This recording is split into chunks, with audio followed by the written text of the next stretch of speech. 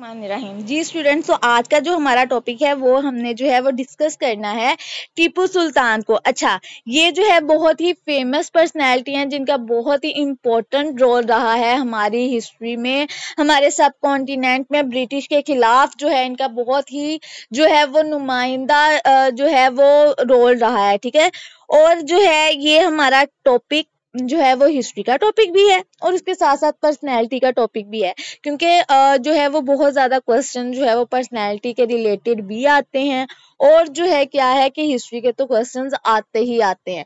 तो आप लोगों को जो है वो हिस्ट्री के साथ साथ जो है वो एक्स्ट्रा इन्फॉर्मेशन, जितनी रेलिवेंट इन्फॉर्मेशन होगी वो आपको साथ साथ प्रोवाइड कर दी जाएगी। आप लोगों को स्टूडेंट्स बेसिकली जो है वो प्रोवाइड किया जाता है इस चैनल के ऊपर, आपको इजी वे के अंदर रेलिवेंट और एक्स्ट्रा इन्फॉर्मेशन जो है वो आपको प्रोवाइड की जाती है, जितनी हो सके आपको जो है वो नॉलेज प्रोवाइड की जाती है। ठीक है, आप जाएं, आप जाके जो है वो देखें, विजिट करें चैनल को। ठीक है, आप लोगों को जो है वो लेक्चर्स जो है वो डिलीवर किए गए हैं, आप जाके जो है उनको एक दफा देख लें। इसके अलावा आप लोगों को जो है ना सिर्फ करंट बल्कि पास्ट पेपर्स भी जो है वो आपको डिलीवर किए जा रहे हैं सॉल्यूशन के साथ और उनकी एक्स्ट्रा इंफॉर्मेशन के साथ जो कि उसके रेलिवेंट है। और जिन्होंने अभी तक चैनल को सब्सक्राइब नहीं किया वो जल्दी से जाएं, चैनल को सब्सक्राइब कर लें और बेल आइकन को जल्दी से प्रेस कर लीजिएगा, ताकि जैसे ही कोई न्यू जो है आप लोगों के पास लेक्चर डिलीवर किया जाए तो फौरन से आप लोगों के पास जो है वो क्या नोटिफिकेशन आ जाए और आप इजीली जो है वो लेक्चर ले सकें। चलें स्टूडेंट, आते हैं अपने लेक्चर की तरफ। तो आज का जो दिन है वो बेसिकली है, आज क्या है, 4 मई है। ठीक है, 4 मई है और टीपू सुल्तान की डेथ जो है वो कब हुई थी, 4 मई 1799 में। ठीक है, ये मैंने डॉन का जो है वो वहां से लिया है। ठीक है, और उन्होंने जो क्या लिखा हुआ है कि शेर की एक दिन की जिंदगी गिद्दड़ की 100 साल जिंदगी से बेहतर है। ठीक है, अच्छा यहाँ पे उन्होंने कहा है शेर मैसूर टीपू सुल्तान की वफात हुई। ठीक है, कब हुई थी, 4 मई 1799 में। ये ईस्ट इंडिया कंपनी के नाकाबिले शिकस्त दुश्मन तस्वर किए जाते हैं थे। ठीक है, अब आते हैं हम इनकी जो है वो बेसिकली इंफॉर्मेशन के ऊपर आते हैं कि ये टीपू सुल्तान थे कौन, कब पैदा हुए, ठीक है, इनका रेन कब तक था, ठीक है, इनमें क्या क्या क्वालिटीज थी, इन्होंने क्या क्या चीजें की, ये सब को जो है अब हम जो है वो डिस्कस करेंगे। ठीक है, अच्छा अब यहाँ पे जो है थोड़ी सी इंफॉर्मेशन जो है वो ये है कि टीपू सुल्तान जो है वो 1750 में जो है वो पैदा हुए थे और 1799 में जो है इनकी डेथ हुई। ठीक है, उसके बाद जो है अभी आपको बता दिया गया 4 मई 1799 में डेथ हो गई थी। Was a ruler of the kingdom of Mysore in India, India Mysore में जो है ये उसके किंगडम। ठीक है, और इनका रूल जो है बेसिकली कब से कब तक रहा, 1782 से 1799 तक इनका जो है वो रूल रहा था। He was a powerful and influential leader who played a significant role in Indian history. अभी आपको पीछे जो है क्या बताया गया है कि ये नाकाबिले शिकस्त दुश्मन जो है वो तस्वर किए गए थे ईस्ट इंडिया कंपनी के, और ईस्ट इंडिया कंपनी कब बनी थी, 1600 में। ठीक है, उसके बाद उन्होंने क्या कहा है कि हम इसको जो है और जो की पॉइंट्स हैं उनको जो है वो अब नेक्स्ट जो है वो थोरली जो है वो रीड आउट करेंगे। इससे पहले आप लोगों को आगे जाएं उससे पहले जो है आप लोगों को बता दूं कि टीपू सुल्तान का असली नाम जो है वो था फतेह अली साहब टीपू।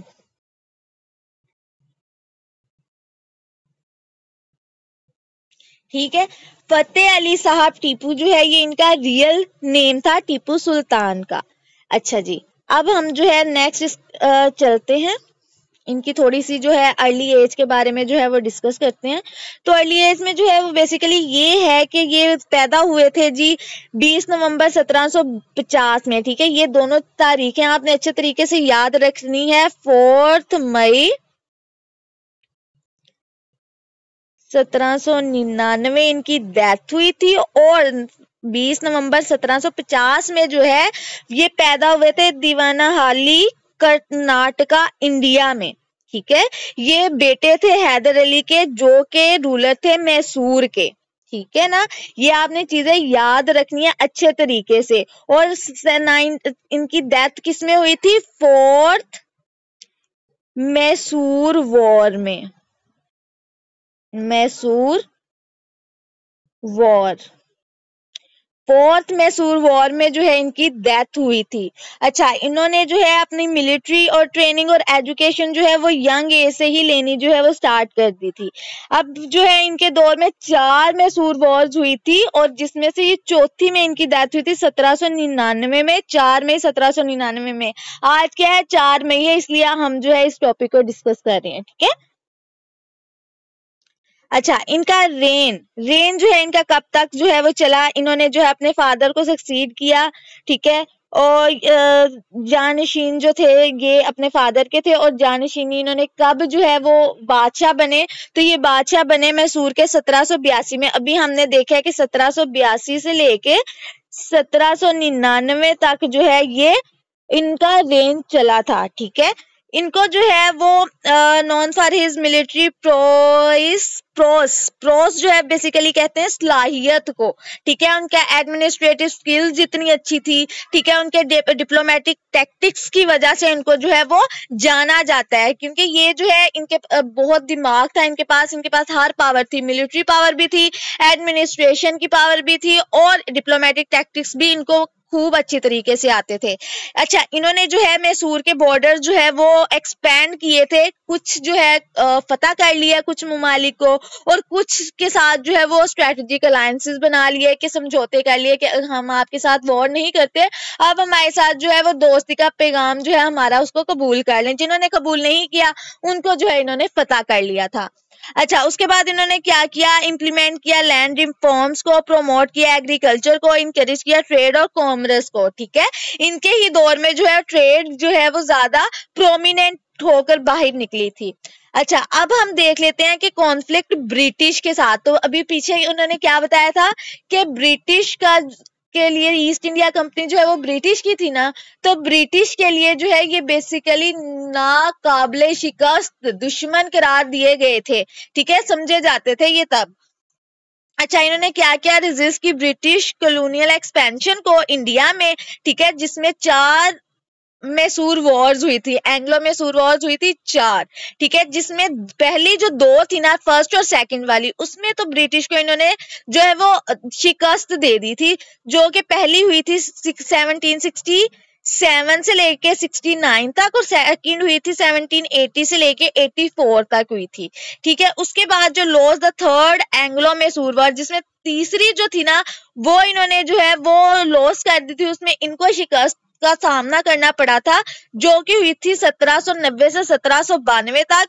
और इसमें जो है ब्रिटिश ने बहुत सी जो है टेरिटरीज पे जो है अपना कब्जा कर लिया था। ठीक है, सीज कर ली थी।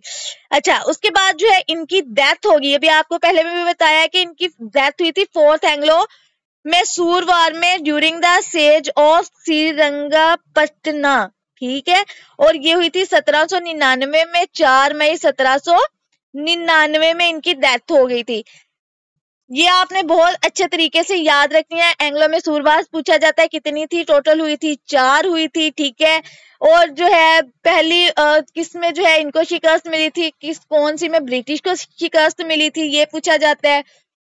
उसके बाद ये पूछा जा सकता है कि फर्स्ट एंग्लो मैसूर वॉर कब हुई थी, सेकंड कब हुई थी, थर्ड कब हुई थी, फोर्थ कब हुई थी, टीपू सुल्तान की डेथ कब हुई थी। तो ये सारी चीजें जो है वो बेसिकली पूछी जा सकती हैं। तो ये काफी पूछी भी गई हैं, तो आपने इनको जो है बहुत अच्छे तरीके से याद कर लेना है। ठीक है। नेक्स्ट आ जाता है लेगेसी। ठीक है, कि उनकी जो है वो उन्होंने क्या चीजें जो है हमारे लिए जो है वो दी थी। ठीक है, remembered as a hero and a symbol of resistance against the British colonial rule. ठीक है, ब्रिटिश कॉलोनियल रूल के खिलाफ जो है इन्होंने जो है वो एक सिंबल रहे थे रेजिस्टेंस का। किसका सिंबल रहे थे? रेजिस्टेंस का।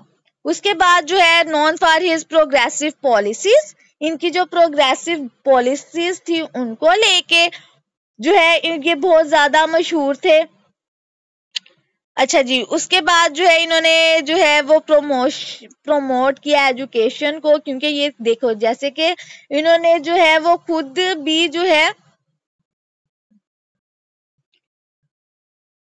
इन्होंने खुद भी जो है वो मिलिट्री की ट्रेनिंग और एजुकेशन जो है अपनी अर्ली एज में ही स्टार्ट कर ली थी। तो इस वजह से जो है उन्होंने क्या किया कि अपनी जो है वो उसके साथ साथ बाकी सब में जैसे ही वो अपने जो है पावर में आए तो उन्होंने जो है एजुकेशन को प्रमोट किया, ठीक है। राइट्स ऑफ पेशेंट, पेशेंट्स कहते हैं किसान को। अभी पीछे हमने पढ़ा है ना कि इन्होंने एग्रीकल्चर के निजाम जो है उसको भी उन्होंने अच्छा किया, ठीक है। उसके बाद आ जाता है पैट्रोनाइज आर्ट्स एंड आर्किटेक्चर, सरप्रस्ती कहते हैं पैट्रोनाइजिंग को, ठीक है। Several notable buildings and monuments, इन्होंने जो है बहुत सी जो है वो बिल्डिंग्स और मॉन्यूमेंट जो है वो क्रिएट किए, ठीक है। अब इनकी पर्सनल लाइफ पे आ जाते हैं कि इन्होंने बहुत दफा काफी जो है इनकी शादियां हुई थी, इनके बच्चे भी काफी थे, ठीक है। इन्होंने प्रैक्टिस किया सूफीज्म को, was known for his religious tolerance and inclusivity, ठीक है। ये बहुत सी जुबानें जो है वो बोल लेते थे, जिनमें कनाडा थी, ठीक है, उर्दू थी, पर्शियन थी और अरेबिक, ये जुबानें जो है ये बोल लेते थे, ठीक है।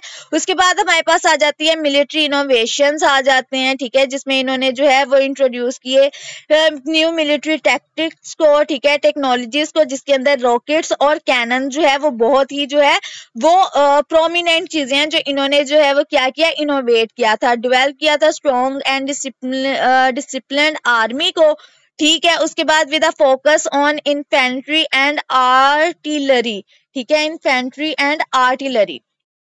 आर्टिलरी बेसिकली फौज को वो उसको कहते हैं, फौज को कहते हैं, ठीक है।